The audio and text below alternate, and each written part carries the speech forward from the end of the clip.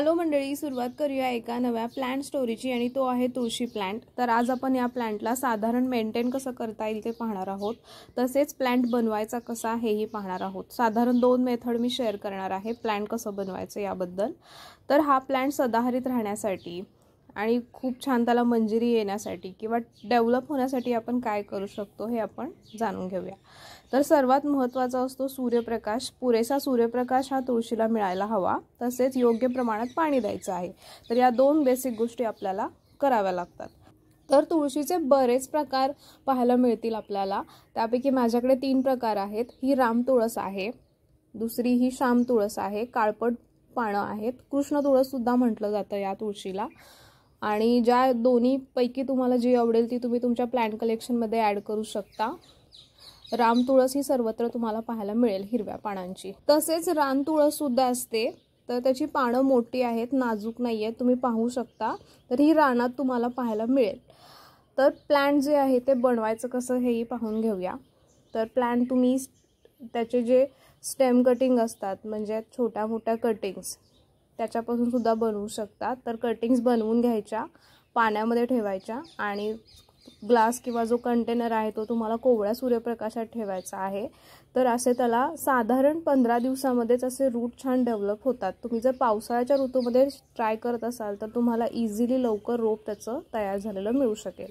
तर कटिंगपासून तुळशीचं रोप बनवणं हे खूप जास्त सोपं आहे। कटिंग अशा छान पाण्यामध्ये डेव्हलप करून घ्यायच्या आणि पॉटमध्ये त्या रोवायच्या आहेत। तुम्हाला इझिली तुळशीचं रोप मिळून जाईल। तर ही राम तुळस आहे। तर आपण त्याच्या मंजिरी ज्या असतात किंवा मंजुळा त्या परिपक्व झाल्यानंतर त्याचे सीड पॉट बनतात। तर त्यापासून सीड जर्मिनेशन प्रोसेसने सुद्धा तुम्ही तुळशीचं रोप जे आहे ते बनवू शकता। तर मंजिरी घ्यायच्या आहेत परिपक्व झालेल्या, त्याच्या आतमध्ये सीड पॉट असतात, मी दाखवते। हळूवारपणे काढून घ्यायच्या आहेत। खूप लहान सीड्स आहेत तुळशीच्या आणि अशा त्या चुरवून घ्यायच्या मंजिरी। त्याचे जे सीड्स आहेत ते वेगळे होतात। आपल्याला असे परिपक्व झालेल्या मंजिरी लागणार आहेत। अशा त्या सीड्स असतात तुळशीच्या।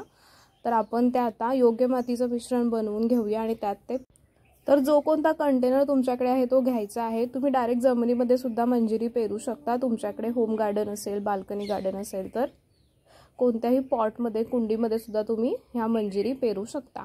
तर मी रोप तयार करून घेणार आहे प्रॉपर। तर ह्या मंजिरी ज्या आहेत त्या आपण या कंटेनरमध्ये पेरून घेऊया। तर गांडूळ खत आणि बागकामाची मातीचं मिश्रण घेतलंय मी। साधारण 90% बागकामाची माती, 10% गांडूळ खत आहे। त्यात या मंजिरी मी पेरल्या आहेत। तर हेल्दी असं रोप बनतं जर तुम्ही कंपोस्ट मातीच्या मिश्रणात वापरत असाल तर, आणि खूप सुंदर असं हेल्दी रोप तुम्हाला पाहायला मिळेल। तर हे तुम्हाला 2 दिवस कोवळ्या सूर्यप्रकाशात ठेवायचा पॉट, नंतर तुम्ही डायरेक्ट शेड सनलाईटमध्ये ठेवू शकता।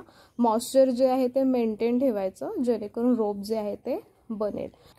तसेच पुरेसा सूर्यप्रकाश मिळेल याची सुद्धा तुम्ही काळजी घेत जा। पावसाळ्यात जर रोप बनवत असाल तर साधारण महिन्याभरातच तुम्हाला तुळशीचं नवीन रोप असं स्वतःचं मिळून जाईल। तर तुम्ही अशा प्रकारे 2 मेथडने तुळशीचं रोप सहज बनवू शकता। तर घरचं आपल्या तुळशी वृंदावन छान ग्रो होण्यासाठी, हिरवगार राहण्यासाठी काय करता येईल तेही पाहूया। तर सर्वात महत्त्वाचं असतं ते म्हणजे जो पॉट आहे किंवा तुळशी वृंदावन आहे ते साधारण 12 इंचाचं तरी असावं। त्याच्यातच त्याचे रूट जे आहेत ते छान डेव्हलप होतात, त्यांना वाव मिळतो पुरेसा वाढण्यासाठी। तर तुळशीच्या प्लांट मेंटेनन्सच्या बाबतीत सर्वात महत्त्वाचा मुद्दा म्हणजे प्लांट जो आहे तो बुशेर होण्यासाठी तुम्ही सतत त्याला कट करत राहायचं आहे। निर्जू झालेल्या फांद्या असतील किंवा सुकलेल्या मंजुळा असतात तर त्या कट करायचं वरचेवर, त्यामुळेच प्लांट जो आहे तो छान डेव्हलप होतो। सीडपॉट किंवा ज्या मंजिरी आहेत त्या पूर्ण एनर्जी घेतात प्लांटची आणि त्यामुळे प्लांट जो आहे तो छान डेव्हलप होत नाही। त्यामुळे वरचेवर आपण त्या मंजिरी ज्या आहेत त्या काढून टाकायच्या आहेत, तेव्हाच तुम्हाला असा प्लांट जो आहे तो छान शेप घेईल आणि सुंदर असा तो डेव्हलप होईल। तर तुम्ही या प्लांटला कंपोस्टिंग कसं कराल, तर तुम्ही या प्लांटला एप्सम सॉल्ट आणि कोणतंही ऑर्गॅनिक कंपोस्ट म्हणजे गांडूळ खत जे आहे ते वर्षातून 2 ते 3 वेळा देऊ शकता। एप्सम सॉल्ट वापरल्यामुळे पानं जी आहेत त्याचं टेक्स्चर हिरवं आणि छान राहतं। फोटोसिंथेसिसला मदत होते, त्यामुळे प्लांट हा उत्तम ग्रो होतो. कंपोस्टिंगमुळे बूस्ट मिळते नवीन ब्रँचेस डेव्हलप होण्यासाठी. त्यामुळे वर्षातून तुम्ही 2 ते 3 वेळा याला कंपोस्टिंग नक्की करत. तसेच तुळशीचं प्लांट वाचवण्यासाठी आपल्याला काय उपाययोजना करता येतील, तर प्लांटला 3 ते 4 तासांचा सूर्यप्रकाश हा गरजेचा असतो, तेव्हाच प्लांट जे आहे ते हिरवगार आणि छान डेव्हलप होतं. तसेच योग्य प्रमाणात पाणीही द्यायचं आहे, मॉइश्चर मेंटेन करायचं आहे, ओव्हर वॉटरिंग टाळायचं आहे. ओव्हर वॉटरिंग झाल्यामुळेच मुळं खराब होऊन प्लांट आपण बऱ्याचदा गमावून बसतो. तसेच एक्स्ट्रीम क्लायमेट कंडिशन्स म्हणजे हवामानातील जे बदल असतात त्यापासूनही प्लांट डॅमेज होऊ नये यासाठी आपण, उन्हाळा जास्त असेल, प्लांट सुकण्यास सुरुवात होते, त्यामुळे तुम्ही एखादं छोटं कॉटनचं कापड तुळशीवरती झाकू शकता. आणि हिवाळ्यामध्ये सुद्धा दवबिंदू पानांवरती साचतात आणि पानांनी कुजण्यास सुरुवात होते, तर तुम्ही त्यावेळेस सुद्धा पाण्याचा फवारा करून प्लांट जो आहे तो क्लीन करून घ्यायचा आहे. तर एक्स्ट्रीम क्लायमेट कंडिशन्समध्ये तुम्ही तुळशीची या प्रकारे काळजी घेऊ शकता. तर तुळशी प्लांट जो असतो तो जमिनीमध्ये खूप छान ग्रो करतो. जर प्लांट कुंडीमध्ये असेल तर तुम्ही त्याचा ड्रेनेज होल जे आहे कुंडीचं ते प्रॉपर आहे की नाही हे चेक करायचं आहे. ड्रेन होणं पाणी हे खूप महत्त्वाचं असतं. तर या प्रकारे तुम्ही तुळशीचं रोप बनवून त्याला छान मेंटेन करा. Happy garden.